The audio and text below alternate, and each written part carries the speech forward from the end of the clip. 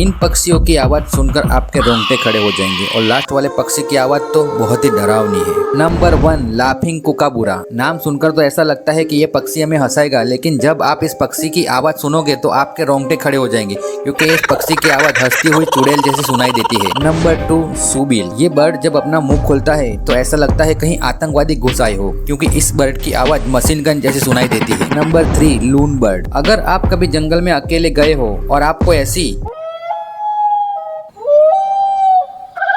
डरावनी आवाज सुनाई दे तो डर के भागना मत। दरअसल लून नामक पक्षी ऐसी डरावनी आवाजें निकालते हैं।